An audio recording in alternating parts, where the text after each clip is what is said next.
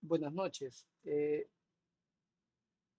El fin último de la ciberseguridad es proteger a los sistemas informáticos, los datos, los usuarios, las redes contra las amenazas y los ataques cibernéticos. El objetivo principal siempre debe de ser la seguridad, que es proteger la confidencialidad, la integridad, la disponibilidad, la autenticidad y en los repudios de la información en los entornos digitales. Entonces, ¿cómo podríamos, digamos, desglosar cada uno de estos objetivos? Eh, bueno, la protección de datos. El objetivo es proteger contra el acceso no autorizado, contra evitar que hayan fugas o la divulgación no autorizada. Más peligroso aún, la modificación, que quizás es uno de los elementos más perjudiciales, la modificación de los datos, porque dificultan enterarnos de que esos datos alguien tiene el control de ellos y tiene la capacidad de modificarlo por la destrucción indebida. Esto se logra mediante la implementación de controles como el cifrado, la gestión de identidades y los accesos o la detección de intrusiones. También tenemos la prevención, la preservación de la integridad que busca mantener sin modificaciones a los sistemas y los datos, asegurándose que no sean manipulados de forma no autorizada. Esto implica garantizar con mucha precisión eh, eh, la confidencialidad de la información y prevenir esos cambios maliciosos. También la disponibilidad de los servicios. La ciberseguridad se esfuerza por garantizar que aquellos procesos que son core dentro de la empresa o de nuestra organización mantengan funcionando. Esos procesos que son core que deben ser identificados, digamos, por la alta gerencia como procesos eh, imprescindibles y que si no funcionan, la organización no puede llevar a cabo sus fines o la empresa no puede llevar sus fines, por ejemplo, de tener utilidades. Entonces, esos son los principales procesos, digamos, que deben de protegerse y, y hacer que permanezcan siempre disponibles para todos los usuarios. Eh, bueno, hay muchos ataques como la denegación de servicios o la denegación distribuida de servicios, como se le llama ahora, que pueden, digamos, interrumpir o quizás degradar la disponibilidad de estos recursos a nuestros usuarios.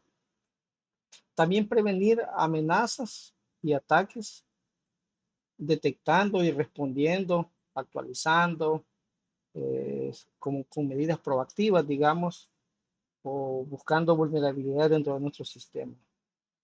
También la ciberseguridad busca el cumplimiento de regulaciones y normativas.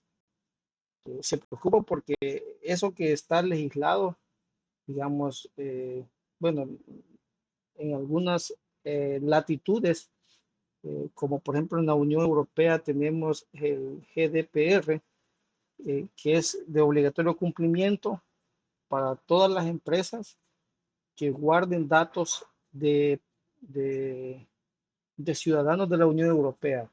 Si nosotros tenemos sistemas que guardan datos de ciudadanos de la Unión Europea, igual tenemos que apegarnos a esa legislación que también protege incluso los datos que están fuera de la Unión Europea.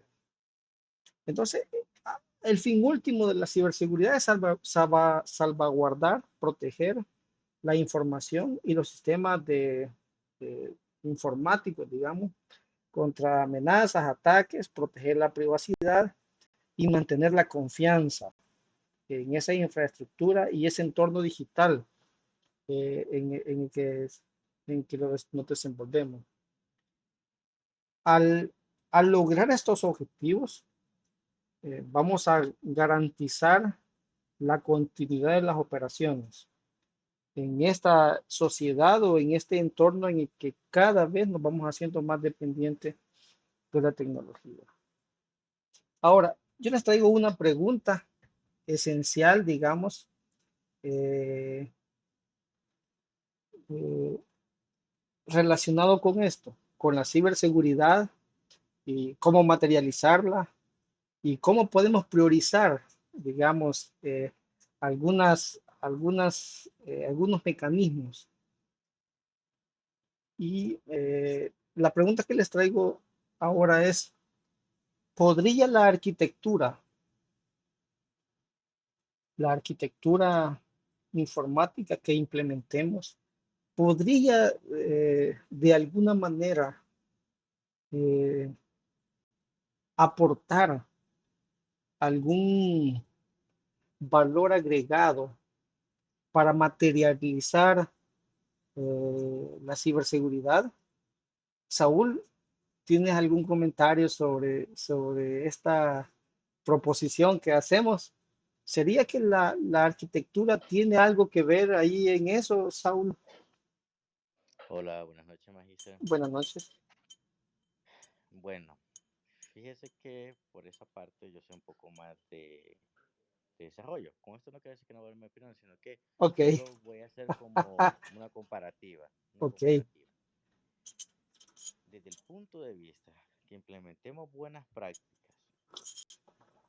para el desarrollo de esta arquitectura, de esta infraestructura, perdón, Ujú, vamos a estar abonando para esto. Por ejemplo, ocupando políticas de seguridad, de contraseña, eh, de control de acceso a los activos, ya sea de manera remota o de manera que perimetral. Entonces, todo ese conjunto de políticas que nosotros eh, indaguemos o que busquemos para proteger nuestra infraestructura y la búsqueda de activos actualizados con capacidades óptimas y todo aquello por encima de lo recomendado. Cuando hablamos de recomendado, digo ujú, de capacidades de cómputo, de almacenamiento, vamos a estar abonando a tener una buena seguridad, porque si compramos servidores desfasados con unos cuantos PINAP, ya se fue pues el servicio. Pero no, si ya compramos un servidor y ya hablamos de firewall, ya hablamos de eh, que routers ya especializados para la seguridad, entonces vamos a estar abonando para ello. Siento yo que el acople de buenas prácticas más conseguir equipos por arriba de los recomendados va a ayudar a que tengamos una infraestructura fuerte. ok. Gracias, Saúl. Eh, yo siempre me he preguntado por qué eh, dos, dos infraestructuras, vamos a poner un ejemplo, que sirven correo, servicios de correo, eh, IMAP, POP3, SMTP, con sus certificados, a la hora que se materializa en el data center, pueden tener, digamos, alguna diferencia, porque alguien puede decir, ok, mi correo, ok, puedo necesitar quizás una DMZ para poner ahí la base de datos en un servidor aparte y luego poner mi servidor de correo, el, propiamente el gestor digamos, el propio servidor de correo y posiblemente en el mismo servidor eh, instalar un cliente web para, si es necesario, ¿verdad? Para mi servidor de correo. Entonces, llegamos a digamos, a un comentario que yo les he puesto ahí del doctor Dennis McCallan, y lo he transcrito, solo lo hemos intentado traducir al español, pero digamos, es el comentario, digamos, quitándole un par de cosas, pero es básicamente lo que él dice.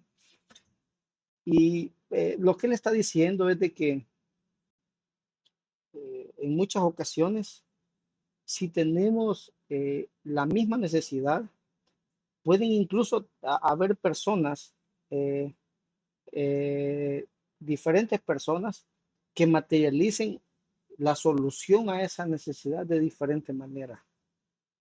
Eh, y nos dice, ok, pero digamos, podríamos nosotros, digamos, a la hora que estamos diseñando o estamos analizando una infraestructura, podríamos nosotros pensar y decir, ok, está buena, nos sirve, necesita mejorar, va por buen camino. Nosotros podríamos tener algún juicio de valor sobre sobre esa infraestructura. Ahora, eh, digamos, con esta perspectiva, nosotros podemos decir, pero ¿qué podríamos, digamos, este, qué podríamos hacer? O sea, ¿cómo podríamos utilizar esa infraestructura para reforzar la ciberseguridad? Miren, la arquitectura puede hacer la diferencia. Puede hacer la diferencia en muchos componentes. Desde un punto de vista conceptual, la arquitectura desempeña un papel fundamental en la implementación de la ciberseguridad y proporciona, digamos, eh, si tenemos algún marco en el cual basarnos para diseñar, para implementar y gestionar esos sistemas, va a ser más fácil, porque vamos a tener como guía. La arquitectura de la ciberseguridad se basa en el principio de que la seguridad está integrada desde el inicio en todos los niveles de un sistema. Nos comentaba Nelson, dice que él es desarrollador. Bueno, ahí comenzamos, ¿verdad? Eh, Desarrollamos, ponemos, por ejemplo, la política de credenciales debe de estar aplicada ahí para que el desarrollador pueda decir, ok, vamos a necesitar credenciales de tal longitud, con estas características, por ejemplo, e ir forzando al usuario a aplicar, digamos, eh, a cumplir controles que le ayuden a la ciberseguridad.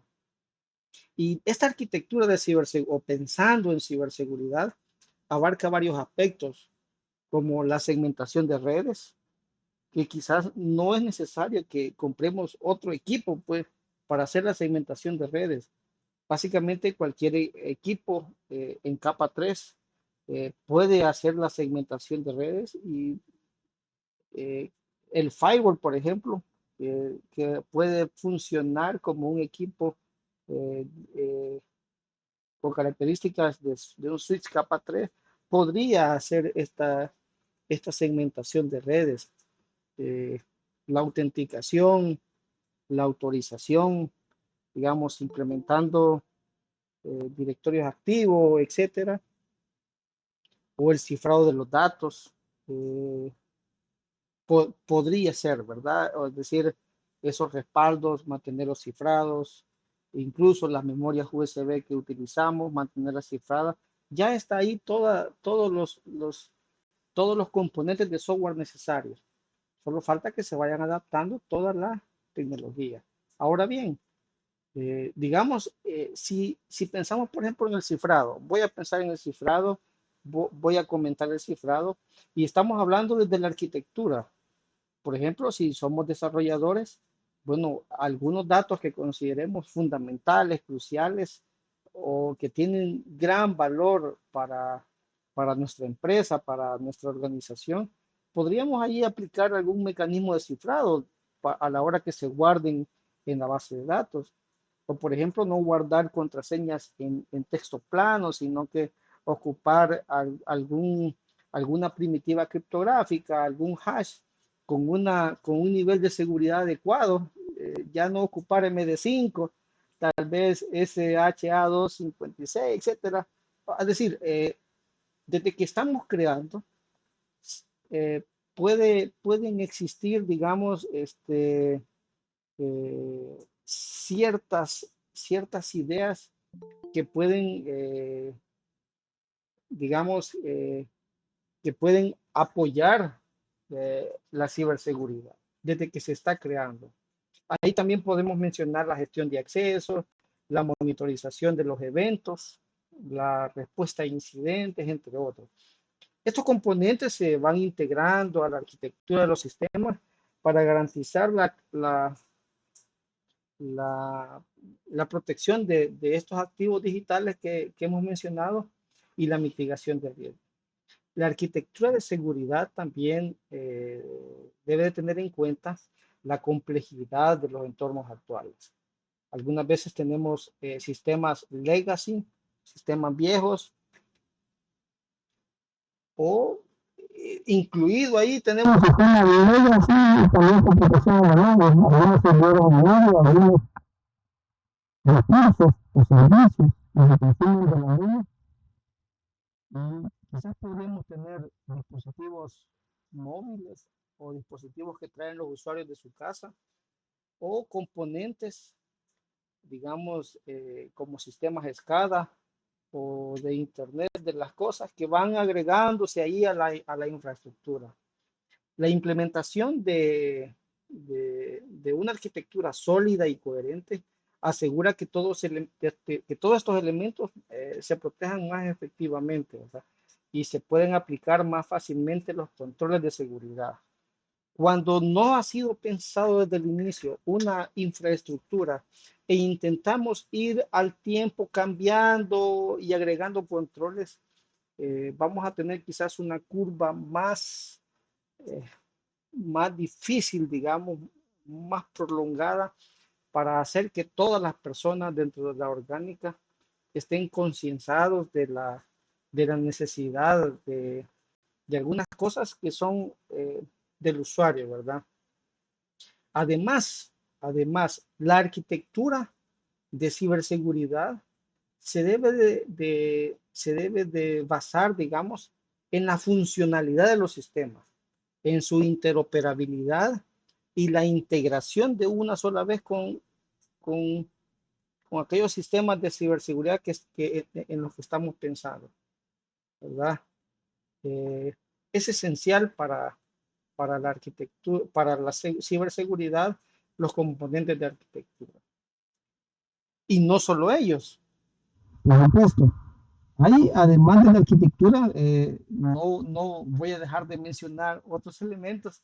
O sea, es un componente que yo puedo considerarle fundamental y es el que vamos a tratar, digamos, esta noche. Pero también existen, digamos, otros componentes que se los voy a mencionar a grandes rasgos para que ustedes los vayan considerando también, aunque nos vamos a centrar en el resto de los minutos, hablar la arquitectura. Otras cosas que deben de incluirse son las políticas y los procedimientos. Establecer políticas claras y procedimientos documentados es fundamental para guiar las prácticas de seguridad en cualquier organización. Es decir, así se evita que ahora hacemos de una forma, mañana lo hacemos de otra, y pareciera ser que las personas encargadas de supervisar estos controles tienen cierto nivel de ambigüedad o de arbitrariedad a la hora de aplicarla, ¿verdad? Esto va con políticas como credenciales, contraseñas, acceso, uso aceptable, políticas de seguridad física también, por supuesto. Otro componente que no se debe de olvidar es la gestión de riesgo. Esto implica identificar, evaluar y gestionar. Eh, bueno, ya sabemos, creo que hemos revisado las ISO y gestionar tiene, digamos, tres componentes que podríamos ahí sacar de la palabra gestión. Es dar las actividades, o sea, dar las actividades o las acciones que se deben de hacer, dar los recursos y auditar, ¿verdad? Esa sería básicamente lo que implicaría, ¿verdad? La palabra gestionar. Otra cosa que no debe de olvidarse es la concienciación y la capacitación. Eh, en la ISO 27000 no habla de concientización. Ustedes ya le han dado una lectura y quizás han estudiado muy al detalle eso, pero no estamos hablando de la concientización por el lado de la persona que intenta hacer comprender a la otra, sino de aquella interiorización del por qué se realizan algunas acciones. Y esto tiene que ver con la educación y tiene que ver con la capacitación.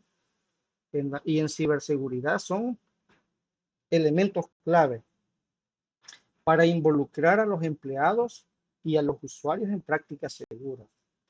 La capacitación regular en ciberseguridad les ayudará a promover una cultura.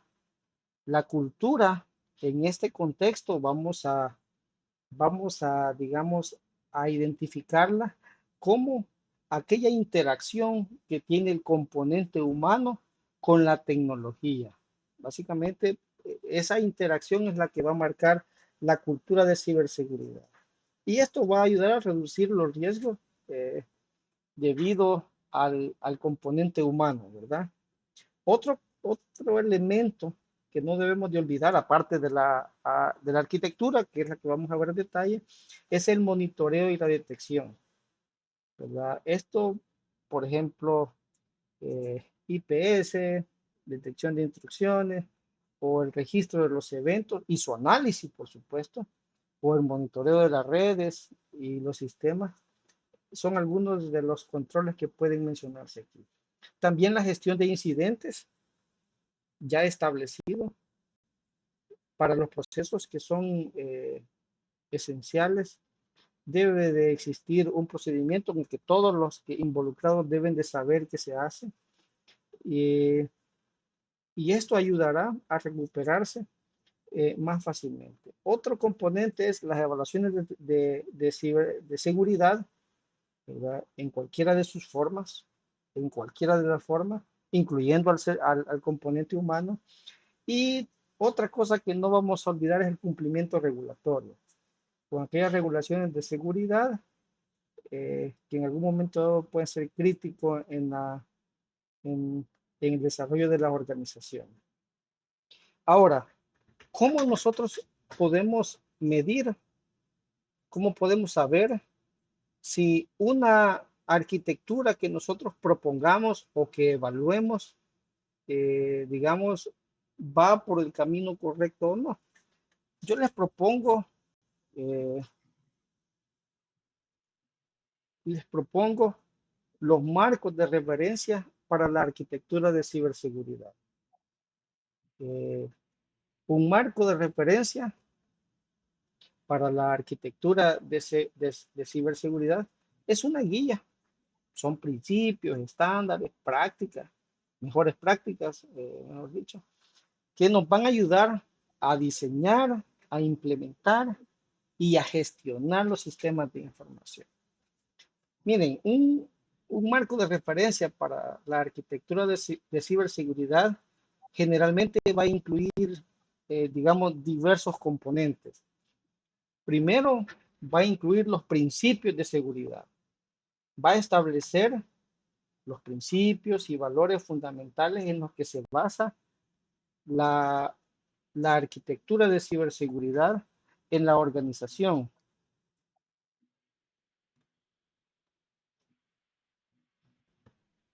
eh, en la organización. Estos principios guían el diseño y la implementación y aseguran que las soluciones de ciberseguridad sean coherentes y alineadas con los objetivos de la empresa o del negocio. Otro componente son los modelos y los estándares de referencia. Ahí define modelos y estándares utilizarlos para diseñar y estructurar la arquitectura de seguridad. Esto puede incluir marcos conocidos como el NIST, la ISO 27000, los SIS controles y otros marcos que pueden existir en la industria. Otro componente o otro, digamos, sí, componente deben ser las capas de seguridad. Ver cómo se correlacionan entre sí, de la seguridad perimetral, seguridad de la red, de las aplicaciones, seguridad de los datos, gestión de identidades y otras. También otros de los elementos de un marco de referencia van a ser los controles de seguridad. Enumera controles de seguridad recomendados para mitigar los riesgos y proteger los activos de información. Esto puede incluir controles que son técnicos, organizativos y de procedimientos de seguridad, que van a abordar los diferentes aspectos. También tienen elementos para la evaluación y la gestión del riesgo. Nos van a dar pautas para la evaluación y la gestión del riesgo. Saúl, te escucho. Muchas gracias, Magíster. Dentro de todo que está muy interesante, hay algo que me ha llamado la atención. Adelante. Usted nos hablaba de capas de seguridad. Claro, Así claro. como el concepto, no lo he visto, pero me gustaría que se puede profundizar un poco sobre eso y tal vez sobre cómo está compuesto ese ambiente. Ok. Eh, Saúl, me parece, ¿verdad? Saúl, Así es. luego de ver este concepto, yo le voy a proponer, veamos, uno, dos, tres, cuatro, cinco, seis marcos de referencia. Excelente. Algunos de estos marcos vamos a ir viendo características, quizás de manera general, porque no los podemos ver todos, ¿verdad? Algunos de esos, algunos de esos, los más relevantes, a mi entender, se los puse en el aula virtual, la documentación, ¿verdad? Para que les podamos dar una lectura más así para obtener la esencia de lo que nos quiere decir. Pero sí, vamos a ver cada una de esas capas. En algunos marcos de referencia está más clara esas capas, en otros no, son más conceptuales, pero sí los vamos a ver dentro de un momento, ¿sabes? Ok, excelente, gracias. Ok, a la orden. Hablábamos de también otro elemento debe de ser, digamos, los procesos y procedimientos de seguridad necesarios para gestionar esta arquitectura. Esto tiene que ver con la gestión de incidentes, la respuesta a incidentes, el análisis de los registros, la capacitación, la concienciación, entre otros. También tenemos la integración con la gestión de la tecnología de información. Son dos cosas diferentes, informática y ciberseguridad. Eh, Eso tiene que ver cómo se integran ambos elementos. Un marco de referencia para la arquitectura de ciberseguridad está alineado con la gestión de la tecnología de la información en la organización, en el negocio. Esto implica integrarse con marcos y procesos de tecnología de la información, como ITIL, por ejemplo. Eso nos va a garantizar, digamos, una implementación efectiva y eficiente. La ciberseguridad no va a ser vista como un obstáculo, sino que, eh, digamos, se verá como un habilitador más de la, un habilitador más de esos procesos que son críticos para el negocio. Al utilizar, digamos, un marco de referencia, o podemos creer, digamos, que vamos a adoptar un enfoque estructurado, sistemático, para abordar los desafíos de la seguridad informática. Y eso nos va a ayudar digamos, identificar y gestionar el riesgo de mejor manera. Yo les propongo En esta diapositiva les propongo algunos marcos de referencia para la arquitectura de ciberseguridad o ciberdefensa. Creo que ahí se me quedó esa palabra ciberdefensa. Bueno, para la arquitectura de ciberseguridad. Y algunos de ellos sí están muy orientados a la ciberdefensa, eh, como el de la OTAN, por ejemplo, y otros más que todo a la ciberseguridad.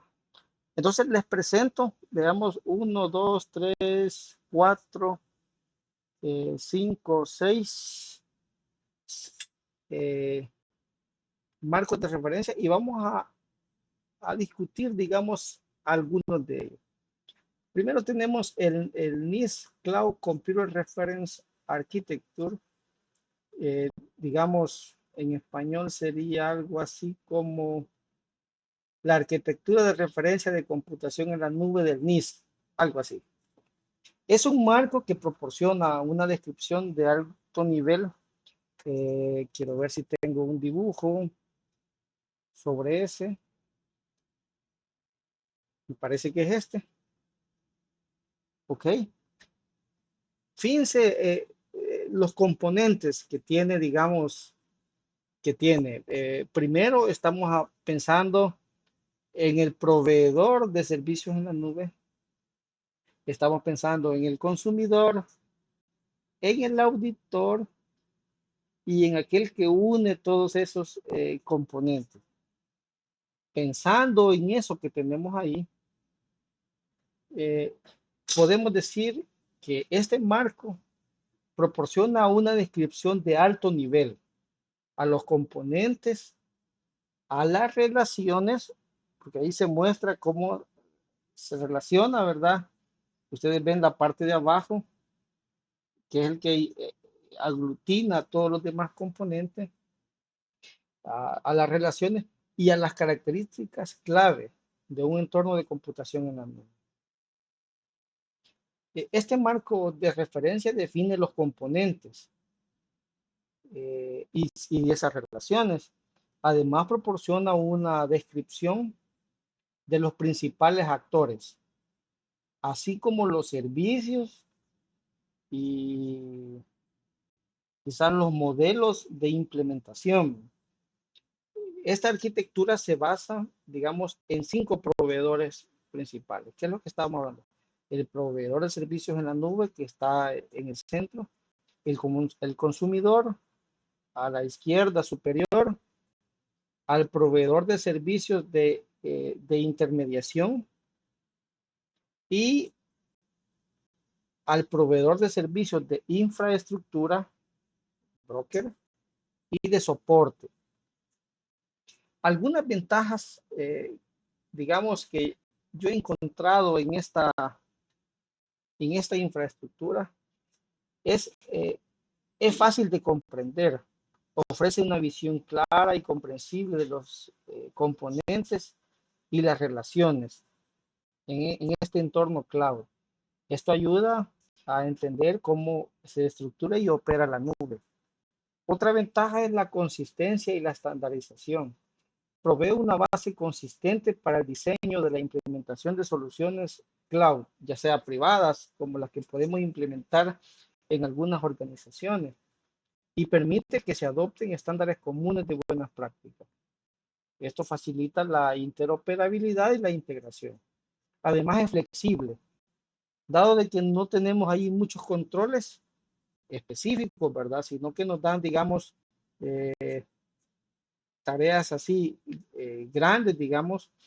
Eh, Eso permite que sea flexible para adaptarse a diferentes entornos y requisitos específicos de las organizaciones y proporciona, digamos, como un elemento adicional para la personalización y la implementación. Otra, otra cosa que podemos ver es que debido al alto nivel con el que está diseñado, a los conceptos de alto nivel con el que se muestra este diagrama de bloques, facilita mucho la toma de decisiones y le ayuda a, digamos, a personas que podrían, digamos, no ser muy técnicos o a tener visiones diferentes de los mismos conceptos a tomar decisiones. Ahora, desventaja. A simple vista podemos ver, por ejemplo, de que el nivel de detalle es limitado. Ofrece una descripción de alto nivel, entonces no entra en detalles específicos, no tiene detalles técnicos específicos.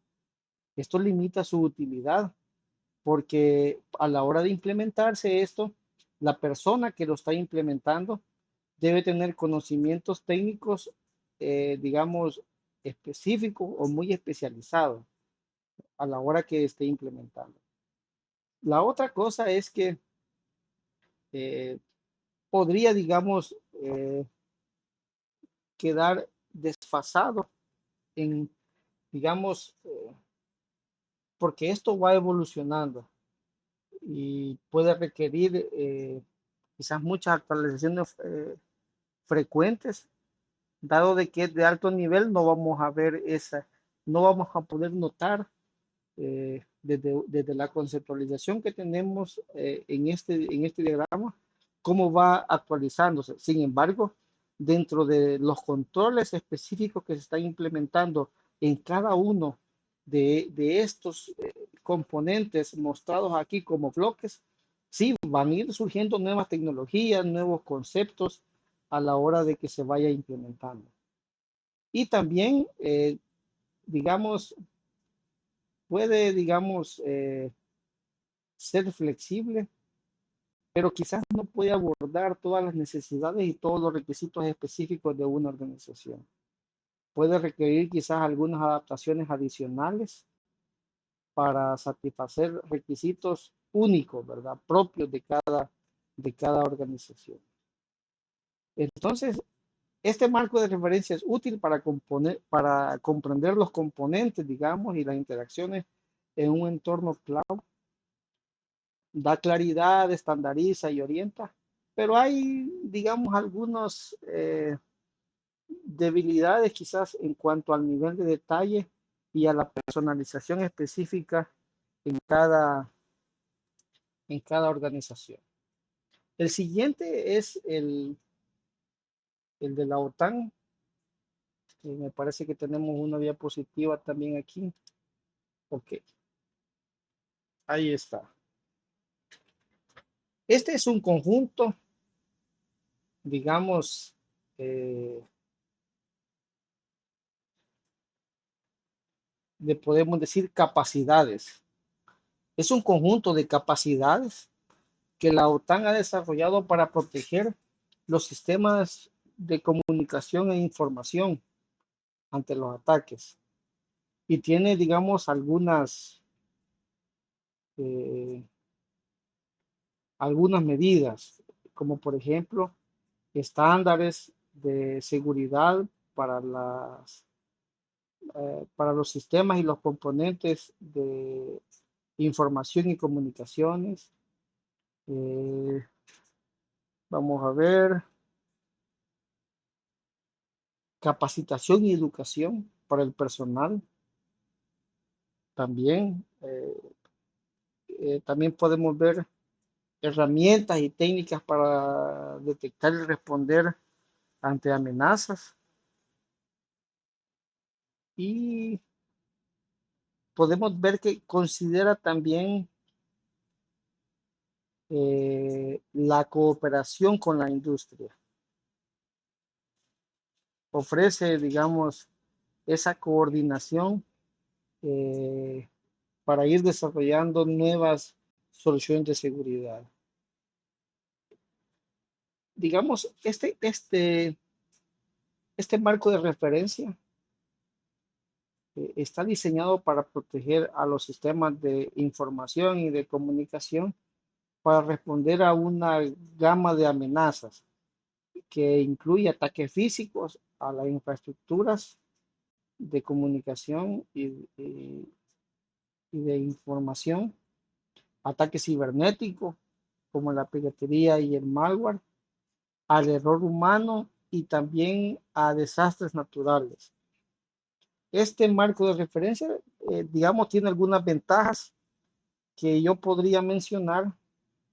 eh, bueno, es propio para los sistemas de la OTAN, eh, ayuda a mantener su sistema funcionando permanentemente y reduce el riesgo de la interrupción de las operaciones, protege activos, ¿verdad? Que con dos componentes. Un componente, digamos, que es sí, reactivo, digamos, como es la ciberseguridad propiamente. La mayoría de los controles van a ser reactivos y tal vez con algunos componentes proactivos de la ciberdefensa. Cuando hablamos de ciberdefensa, esta visión que nos muestra este marco de referencia quizás nos va a dar un concepto más claro de cómo se puede materializar la ciberdefensa. Vamos a encontrar quizás muchos conceptos de ciberdefensa. Algunas personas piensan que la industria hace ciberdefensa. Sin embargo, si nos basamos en este marco de referencia, que es, digamos, casi legislación en toda Europa y Estados Unidos, vamos a ver que la ciberdefensa es, digamos, como ese componente que tienen los estados para poder proteger sus infraestructuras críticas y a sus ciudadanos de ataques informáticos.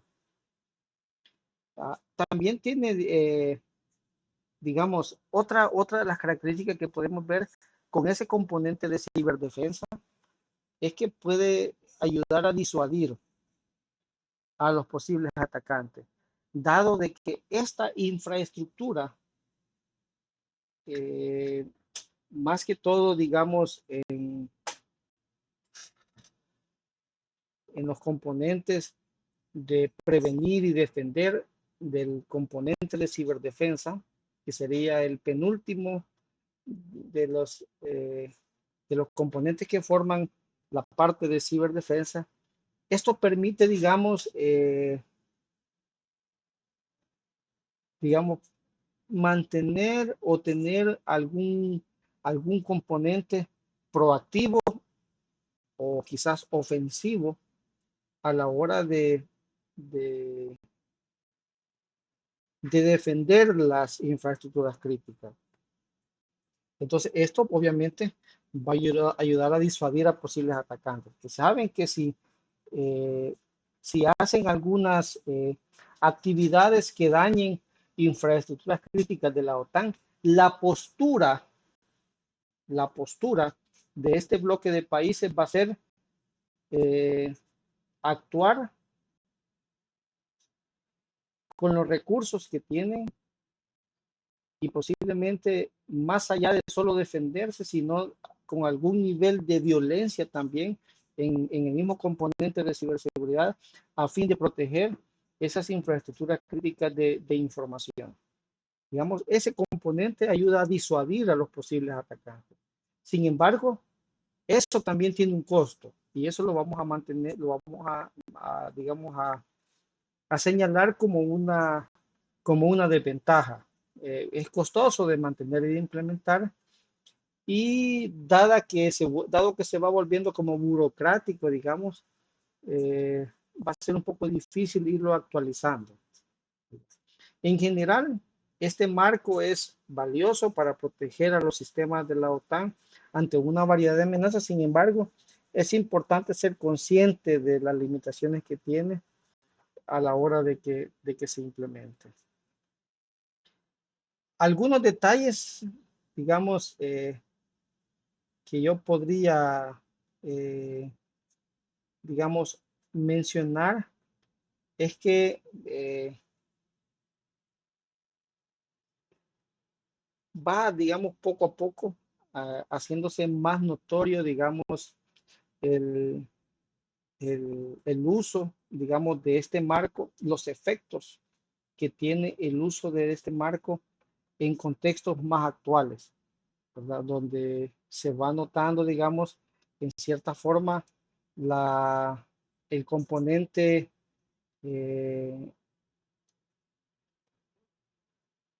le vamos a llamar un componente más, más ofensivo, ¿verdad? A la hora de proteger los intereses. El otro marco de referencia del que estábamos hablando era el IBM Security Framework. Me parece que tenemos una slide también. Ok. Esta es el IBM Security Framework. Este es un marco de referencia utilizado para abordar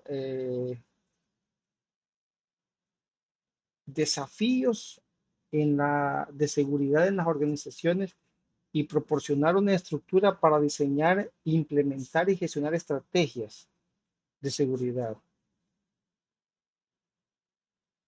Eh, Trata de ser integral y proporciona, digamos, una estructura que evalúa y mejora la postura de seguridad de la organización. Y vemos aquí que hay componentes como la estrategia, el gobierno, la gestión de riesgos, la respuesta a incidentes y los controles de seguridad. Algunas ventajas que podemos retomar. Recuerden que aquí tenemos nada más como una visión general. Ya en los documentos que les he proporcionado van a tener quizás una visión más específica de ello. Pero algunas ventajas que podríamos, digamos, mencionar de este framework, digamos, sería que tiene un enfoque más completo o como sería más holístico, digamos, de la ciberseguridad, porque abarca varios aspectos, ¿ya? Como la estrategia empresarial también, permite integrar el riesgo, la tecnología, los procesos, las personas, por supuesto, en este marco están mencionados ahí. Y esto permite una visión completa de la seguridad de la organización y ayuda a identificar y abordar esas vulnerabilidades de manera más integral. Es adaptable a cada organización con sus requisitos y permite, digamos, irla haciendo más grande o más pequeña de acuerdo al tamaño de la empresa, de la organización y, digamos, en diferentes contextos puede ir tomando diferentes matices. Esa es una ventaja. También su orientación está basada en estándares. Este marco se basa en estándares y buenas prácticas ya reconocidos por la industria, como la ISO 27001, requerimientos, la 27000 nada más es, me parece, conceptos, y la 27001 tiene ahí en su anexo, bueno, el único anexo que tiene los requisitos, ¿verdad? Los requerimientos. Un momento.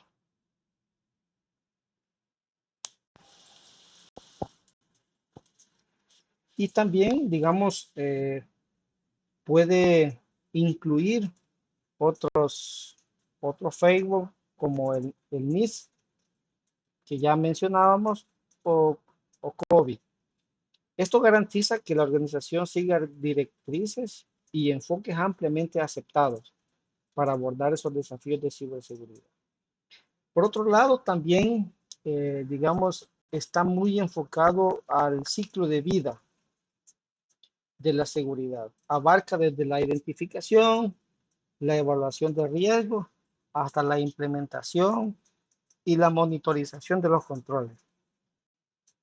Esto garantiza que todos estos elementos se vayan abordando de manera continua y poco a poco se le vayan haciendo, digamos, se vayan tuneando, digamos, para que se ajusten a cómo van evolucionando los riesgos y, por supuesto, a cómo va evolucionando la tecnología. Algunas desventajas, digamos, es que dado que abarca varios aspectos, se vuelve complejo de implementar y gestionar, sobre todo cuando hay recursos un poco limitados y también requiere mucha experiencia para una aplicación efectiva. También otra de las ventajas es de que este marco de referencia, digamos, tiene le vamos a llamar ese sesgo, digamos, porque eh, se podría implementar casi a la medida con productos de IBM, ¿verdad? Esa podría ser, ¿cómo le podríamos llamar? Dependencia de los productos de IBM. Y también eh, hay que irlo actualizando de acuerdo a lo que va surgiendo en el mercado, ¿verdad? O a las tendencias o a las amenazas. El siguiente es el de HP. Me parece que el de HP, bueno, ese creo que no lo tenemos. No les traje una diapositiva, pero les pongo aquí que es parecido al de la OTAN, ¿verdad? Con métodos o modos parecidos, ¿verdad? El siguiente es el de Cisco. Ese sí traje una, eh, una lámina.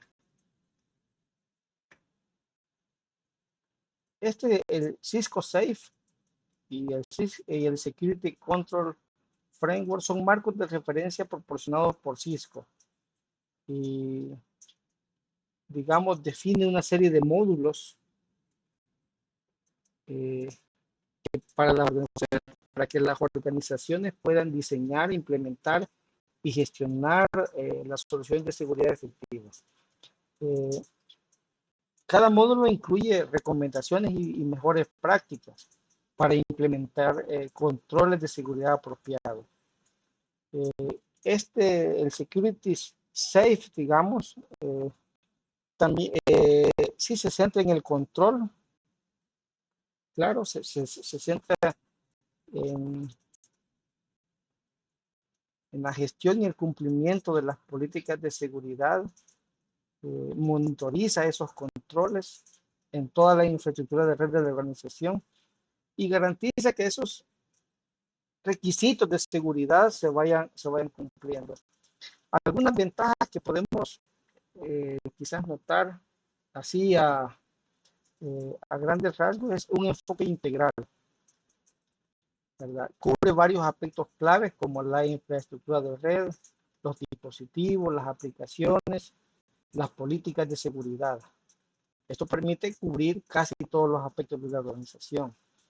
Los marcos Cisco se basan en estándares y mejores prácticas ya conocidos de la industria y esto garantiza que se puedan seguir enfoques y recomendaciones ampliamente aceptados o generalmente aceptados para abordar estos desafíos de seguridad y cumplir con los requisitos para su implementación y cumplimiento. Al igual que se integra fácilmente con los productos que son ampliamente conocidos y por eso, por lo que son ampliamente conocidos, puede facilitar quizás en algunos casos la implementación y gestión, ¿verdad? Eso hará quizás un poco más eficiente porque ya lo conocen. Muchos de esas tecnologías se han estudiado en la universidad porque es lo que se enseña normalmente. Entonces es fácilmente aplicable a esto. Y eso también es una desventaja porque lo hace dependiente de productos Cisco y eso también puede, digamos, conllevar a, digamos, a limitar la interoperabilidad con productos de seguridad de otros proveedores. La complejidad también sigue siendo complejo y puede requerir, digamos, controles adicionales. Kalena, le escucho. Disculpe, este tipo de infraestructura viene siendo también como, bueno, no sé si ha visto o ha ido, así como un lanzamiento que anda haciendo también Microsoft acerca de la ciberseguridad a través de sus servicios que dan eh, todo un, todo un, que le diré, se me ocurre que debe ser parecido a esto, aunque no he tenido el placer de escuchar en sí en qué consiste, pero también es toda una plataforma de ciberseguridad que ellos ofrecen. Me imagino que va a ir incluidos los servicios y todos esos costos, pero no lo veo en su lámina Ok, o no tiene nada que ver con esto. ahorita le comento algo.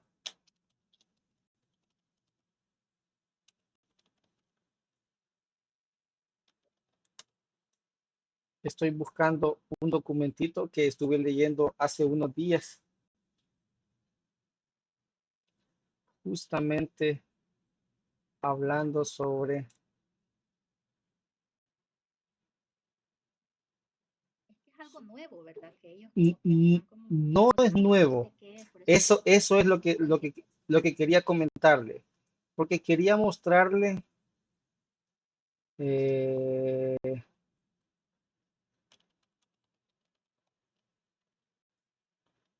vamos a ver cómo se llama este libro.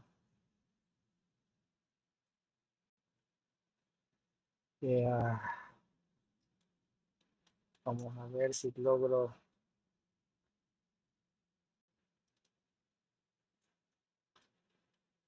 eh, Creo que tengo un libro, no, no estoy seguro, ciberseguridad. Ah,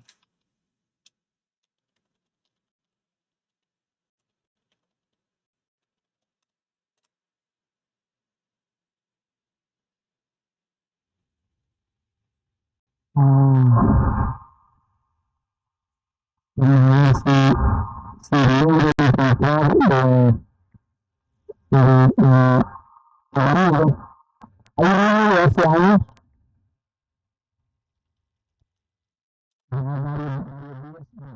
Eh, yo voy a seguirlo buscando mientras Ah, vaya. continuamos hablando, pero Sí. lo que le quiero decir es lo siguiente. Microsoft, desde hace algunos 5 años, digamos 6 años, quizás no lo había lanzado de esta manera, pero desde Ajá, es hace que últimamente he visto un... exacto, de hace unos 5 años, digamos, si, si tenemos nuestra infraestructura como con Windows, digamos, o productos Microsoft, buena parte de los controles de la ISO 27000, por ejemplo, podrían ser aplicados con componentes que ya tiene el sistema operativo y, y Windows Server, por ejemplo, con roles que se pueden implementar digamos, desde este sistema operativo que Windows Server a través de directorio activo y otros, porque ya hay más, por supuesto, ¿verdad? Otros roles que se pueden utilizar. Algunos de esos los vamos a ver, de esos los vamos a ver acá más tardecito. Entonces, quizás de unos 4 o 5 años tenemos nosotros, digamos, la suficiente cantidad de controles como para basar buena parte de de nuestros, valga la redundancia, controles de seguridad en tecnología Microsoft. Ahora vamos a verlo como una limitante, la siguiente. Y es que cuando Ajá. hablamos, sí, solo que quisiera, digamos, aclarar un punto en relación a eso. Sí, a la orden, Carlene. Quisiera aclarar un punto, Gracias. Sí. porque un punto sobre esto, porque un marco de referencia no solo son buenas prácticas como las provee Microsoft, sino que, digamos, es un conjunto un poco más amplio. Digamos, es un conjunto de principios, de estándares y mejores prácticas. Entonces, digamos, la parte de Microsoft, si bien tiene, digamos, muchos componentes que son, digamos, eh, que pueden servir para implementar, pero cuando estamos hablando, digamos, en el marco de referencia de la arquitectura de ciberseguridad, Microsoft se ha ido por un marco de referencia que nosotros vamos a ver.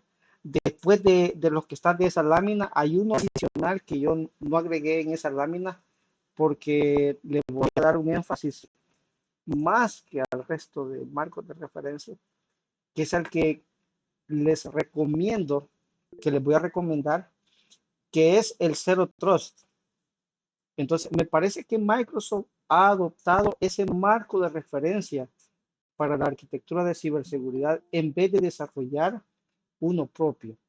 Entonces, por eso es que, digamos, cuando vemos la documentación de Microsoft, nos vamos a dar cuenta de que ellos van tendiendo a implementar el Zero Trust como su marco de referencia para la arquitectura de ciberseguridad, en vez de desarrollar uno propio con todos los principios y estándares y mejores prácticas.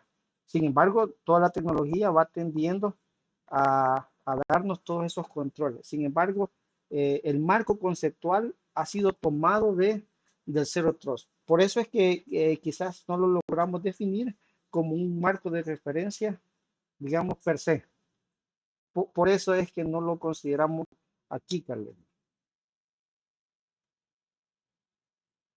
Muchas Ok, gracias, me aclaró completamente la duda, ok, porque vi cabal todos esos marcos de referencia y se me hizo la inquietud por la publicidad borbandea que anda tirando Microsoft con eso y como no he tenido la oportunidad de revisarlo, pero se me hacía como que tal vez ok, podría caber en la lista, pero ya que me explicó, muchas gracias.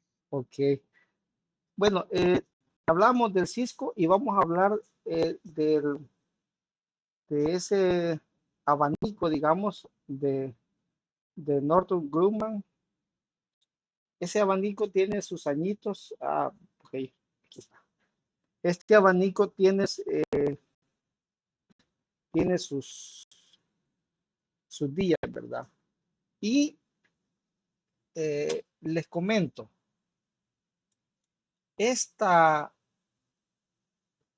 cuando vemos digamos, el segundo tema, porque estamos recién comenzando el segundo tema, que es estrategia de seguridad y defensa, defensa en profundidad, que es la que nos pide la unidad 1. Sin embargo, no quise solo ponerles digamos, este único marco de referencia para la arquitectura de ciberseguridad, sino que ustedes con eso quizás tienen tal vez no un conocimiento detallado de qué es cada uno de esos, porque si ustedes son curiosos se van a dar cuenta que existen certificaciones para cada uno de ellos, con excepción de, pero el resto tiene certificaciones detalladas, digamos que deben de cumplirse, es decir, vamos a tener ahí mucha información. Entonces, este, este abanico que yo les estoy presentando es la profundidad o defensa en profundidad. Digamos, busca proteger, es una estrategia, es un concepto, digamos, retomado, yo creo, pueda que me equivoque, pero de la guerra de la Edad Media, donde iban protegiendo, digamos, con diferentes obstáculos, las ciudades no fueran retrasándose. Entonces, me parece que por ahí va el origen de este concepto. Entonces, digamos, se retoma para la ciberseguridad, ¿verdad? Y en el 2010, 2012, vamos a ver si tengo el documento. Quiero ver, 2012, ahí está. En el 2012, este marco de referencia se lanza tal como lo tenemos ahí. Y vamos a hablar de él un poco. Digamos, la defensa en profundidad se basa en un principio que una sola medida de seguridad no es suficiente para proteger completamente a la organización contra amenazas y ataques cibernéticos. En cambio, si se van implementando varias capas de seguridad y se van complementando entre sí, van creando un enfoque de capas para proteger los sistemas y los datos. Si ustedes observan este abanico, digamos, tiene un poco, digamos, de concordancia con lo que estábamos hablando al inicio, ¿verdad? Que lo que más vamos a proteger son los datos, ¿sí, verdad? Eso es lo que estábamos diciendo al momento que estábamos discutiendo esa parte.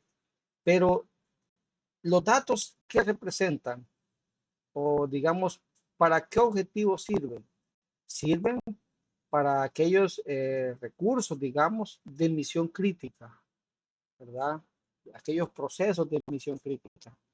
Entonces, digamos, este abanico está en mucha concordancia con lo que estábamos hablando.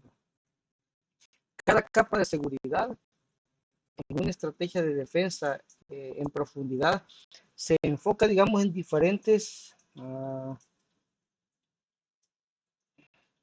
aspectos, digamos, y usa diferentes controles de seguridad. Estas capas pueden incluir medidas como, bueno, ahí estamos viendo, lo que podemos ver ahí, firewall, sistema de detección anti-intrusiones, control de accesos, cifrado, autenticación, monitoreo de la seguridad, capacitación del personal, normas, vamos a ver, bueno, ahí ustedes pueden digamos, ir poco a poco viendo todo esa cantidad de, digamos, de controles que están mencionados en este abanico, digamos. ¿Qué ventajas podríamos nosotros encontrar de esto? Mayor resistencia, por supuesto, ya que va por capas, todas esas capas van como dándole más resistencia contra los ataques y las amenazas. Si una capa es comprometida, las capas adicionales, aún así, tienen todavía algún nivel de protección. Y eso va dificultando el avance de los atacantes y aumenta las probabilidades de detección de estos ataques. La otra ventaja es la reducción de riesgos para la organización. Incluso si un ataque tiene éxito en una capa específica, las demás capas pueden mitigar el impacto y evitar una brecha de seguridad total. La otra cosa es la diversidad de controles. En cada capa de seguridad se pueden utilizar diferentes controles o tecnologías. Por ejemplo, vamos a poner, digamos, algo al que todos tenemos acceso. Vamos a ver la seguridad del endpoint. Está, me parece, amarillo, anaranjado, bueno, entre amarillo y anaranjado. Ahí vamos a basarnos en eso. En una computadora, por ejemplo, tenemos anti-malware. Las soluciones digamos, de nuestro tiempo ya no son antivirus. Antivirus eran así como el CEPAO, para los que tengan edades parecidas a las mías o mayores quizás, se acordarán de un antivirus que se llamaba CEPAO. Se llamaba Central Antivirus. Ese era un antivirus. Única tarea, detectar los virus de esa época, que eran inocuos prácticamente en comparación a los que tenemos. Las soluciones de ahora básicamente son anti-malware, porque ustedes en el antivirus tienen toda una gama de recursos, digamos, y de potenciales acciones que ayudan a limitar, ¿verdad? A limitar estas amenazas. Tienen firewall, algunos también monitorean el tráfico que hacemos hacia internet. Algunos de ellos también pueden verificar si tenemos aplicaciones que no están actualizadas. Algunas de ellas verifican si tenemos cookies de seguimiento en nuestro navegador, etcétera. Hay muchos componentes, digamos, y por eso ya no es un antivirus, sino que más bien es un anti-malware. Pero el mismo endpoint, en el dispositivo final también, no solo tenemos, digamos, un anti-malware, también podríamos aplicar mayormente si tenemos quizás algún mecanismo como el directorio activo, por ejemplo, cierta configuración de cumplimiento, como por ejemplo eh, el cumplimiento de actualizaciones, podría ser eh, otra línea base que podríamos ocupar ahí, o parte de la línea base que podríamos ocupar es quizás una lista blanca de aplicaciones, ¿verdad? Otra cosa que podríamos pensar en solo esto, eh, configuración del cumplimiento podría ser el uso el no uso de usuarios administradores, sino que solo sean usuarios estándares y que los usuarios administradores están reservados solo para el personal técnico que realice mantenimientos, digamos, de otro nivel que requieran más privilegio, podría ser parte de esta configuración. Si ustedes se fijan, eh, el antivirus puede fallar, podría no detectar algún componente de malware, pero algunas configuraciones para el cumplimiento o la línea base en este endpoint podrían limitar la ejecución de malware.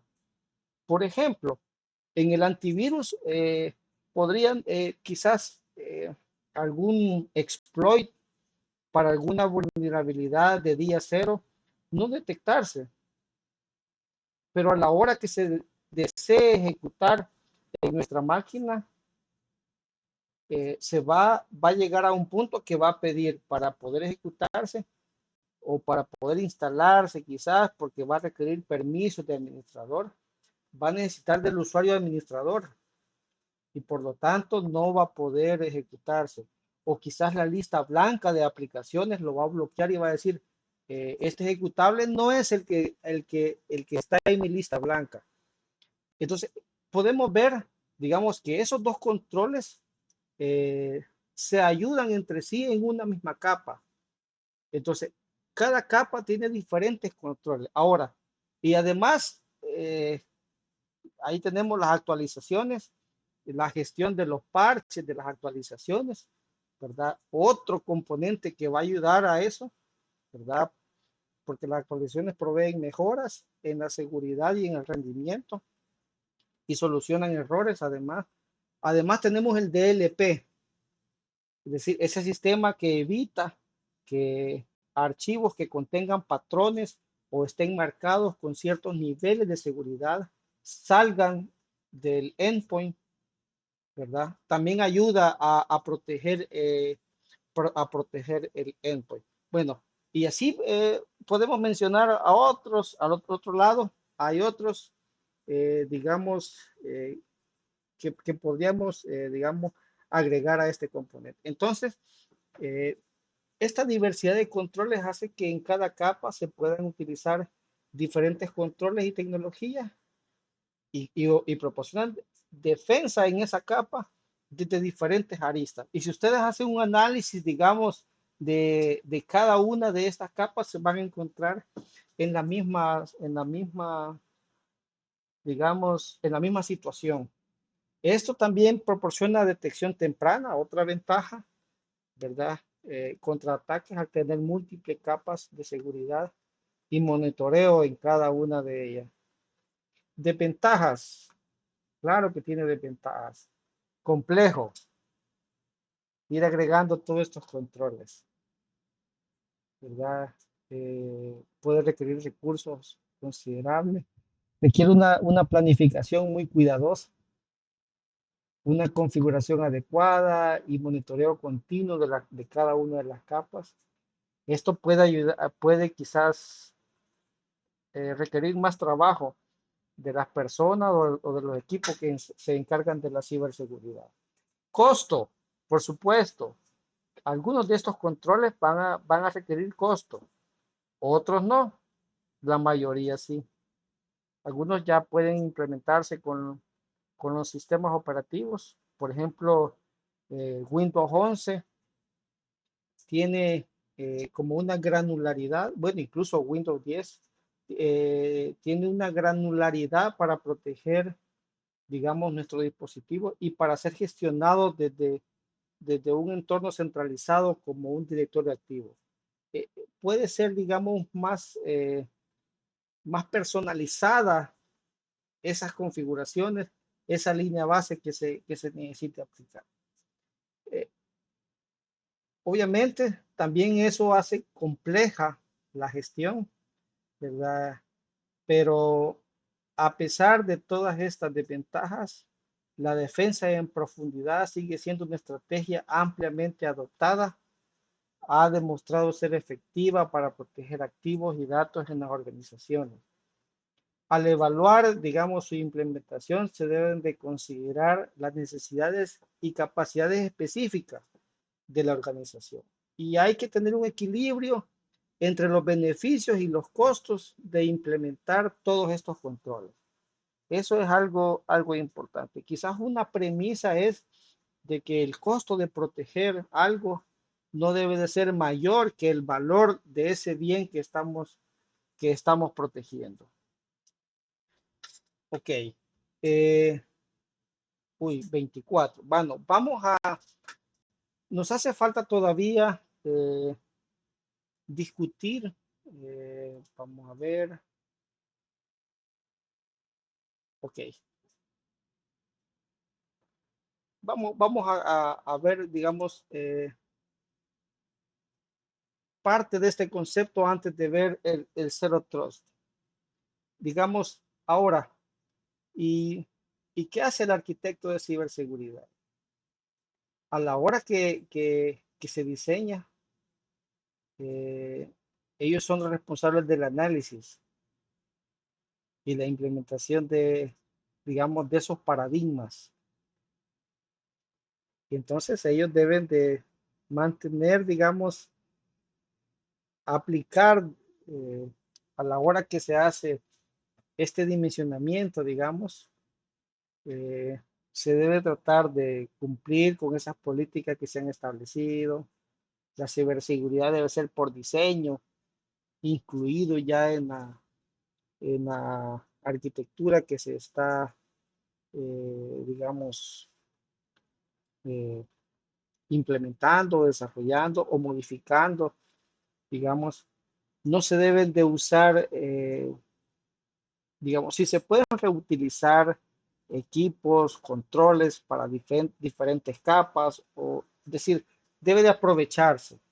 Además de eso, no debe de ser un problema para que el negocio continúe, para que funcione, sino que tiene que darle la flexibilidad, por supuesto, para que el negocio pueda fluir, pueda funcionar. No debe de ser, digamos, digamos, un tropiezo para la funcionalidad. Además, yo quisiera mencionarles algunas consideraciones o antipatrones de la arquitectura de ciberseguridad. La primera, explorar hacia arriba. Esto sucede cuando la administración de un sistema se realiza desde un dispositivo que es menos confiable que el sistema que la administra. Digamos, bajo esto, digamos, es considerar que algunas veces tenemos muy protegido a nuestros dispositivos, a nuestros endpoints, y tenemos muy poco protegidos a los sistemas que le dan seguridad a todos esos endpoints. Eso sería como tener nuestro directorio activo con la credencial de 1 al 6. El usuario administrador que tenga una credencial, digamos, más o menos por ahí sería. El siguiente sería el bypass de gestión. Esto sucede cuando la segmentación de la red hace que hayan caminos, digamos, por los que los usuarios pueden irse y saltarse todas esas medidas de protección. Un ejemplo de esto sería permitir software como ese, no sé cómo se pronuncia, es Fison, algo así, que permite saltarse los, los firewall, por ejemplo, ¿verdad? Hace un bypass ahí. Tener dos firewall en serie y que hacen exactamente lo mismo, ¿verdad? No tienen configuraciones diferenciadas, por ejemplo. Intentar tener una solución local en la nube. Esto sucede cuando se migran, quieren tener exactamente lo mismo que tenían en físico, solo que ahora en la nube. Obviamente van a haber algunas cosas que van a ir cambiando, que posiblemente ustedes ya vieron o van a ver en su momento. Y sistemas que no se pueden parchar porque tienen que estar funcionando o por lo que sea, ¿verdad? Que no se pueden parchar. Y, y aquí quisiera hablarles un par de segundos.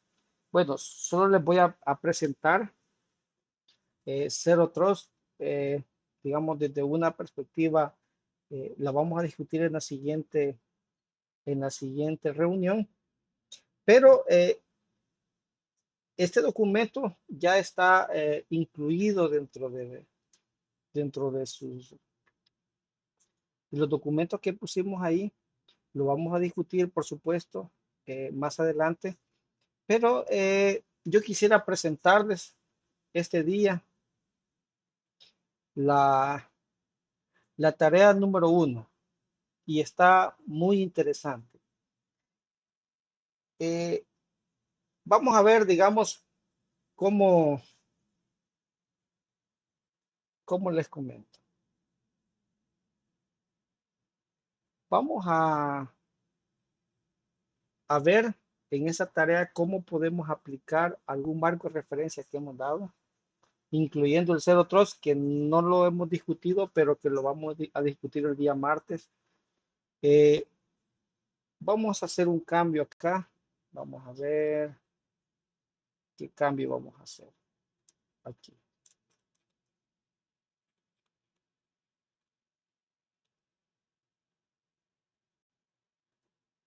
Vamos a...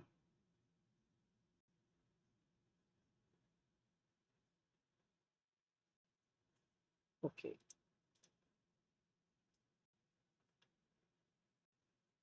Ahí está. Así va a quedar.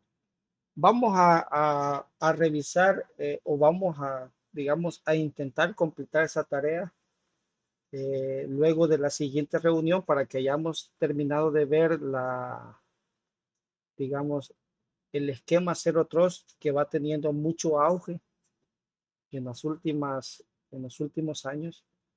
Pero esta tarea digamos, interesante, simple, va a ser muy enriquecedora para ustedes. Primer requerimiento. Vamos a intentar justificar, bueno, el concepto es diseñar una infraestructura de red para el alojamiento de un servidor web. Ustedes van a proponer los diferentes controles con los que van a asegurar este servidor web, ¿verdad? Y en el primer punto, lo que le estoy pidiendo es lo siguiente. Usted tiene, digamos, calculadoras de precios de los diferentes servicios en la nube en los que puede saber los costos y por ende puede determinar cuánto puede gastarse a través del tiempo manteniendo una infraestructura en la nube. Si es local, igual les voy a pedir que algunos de ustedes, yo sé que la mayoría trabaja en instituciones que hacen compras de equipos, de servidores, entonces de alguna manera lo puedan hacer con los datos más reales posibles, considerando varios aspectos. Primero, las necesidades del negocio, ¿verdad? una consideración así, dado de que aquí no hay un, digamos, un background acerca de eso, las consideraciones que sean aplicables, quizás las económicas, y puedan, en base a eso, proponer ustedes y justificar también por la operatividad, etcétera, todas las cosas que ustedes puedan considerar, si esta solución ustedes la recomendarían en la nube o local y por qué, cómo justifican eso. Además de eso, desearía que ustedes puedan identificar dentro de todos esos componentes y elementos cuáles son los activos críticos que van a proteger.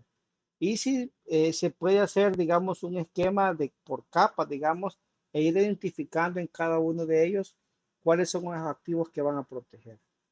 Les voy a pedir también que propongan una topología, si los pueden basar en un marco de referencia y hacer la comparativa y viendo cómo se van, digamos, interrelacionando con los diferentes elementos de estos marcos de referencia, sería fabuloso. Además, definir los controles en cada capa de acuerdo a ese marco de referencia y las posibles interacciones entre diferentes controles de eso que ustedes están proponiendo. Además, les pediría que identifiquen,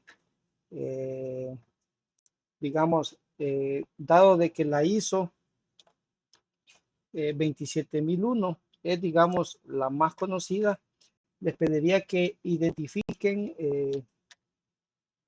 en concordancia con los controles señalados en el anexo A de la 27001, cómo se van, cómo, digamos, vamos, podemos hacer un pareo con esto. Van a trabajar en los grupos en los que ustedes ya están, ¿verdad? Y no lo vamos a exponer, sino que solo vamos a presentar la tarea en el aula virtual. Sí, sí les voy a pedir de que todos los compañeros subamos la tarea, porque cuando ustedes la suben, se me facilita a mí hacerles sus anotaciones. Cuando, o sea, no podría poner anotaciones a algo que ustedes no han subido, así que todos los elementos o todos los integrantes, perdón, del grupo, les agradecería mucho que suban el documento que ustedes van a trabajar. Vamos nos falta digamos, un marco de referencia que es lo vamos a ver hasta el día martes de la próxima semana, que es Zero Trust, que me parece muy importante que veamos esa parte, digamos,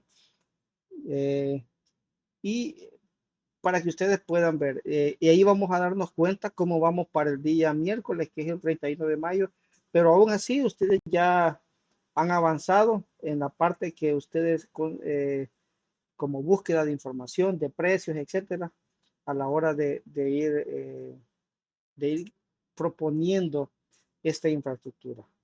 Entonces, si tienen alguna duda en relación a la tarea o a lo que hemos dicho, voy a detener la grabación en este momento y luego nos quedamos con alguna pregunta que ustedes tengan.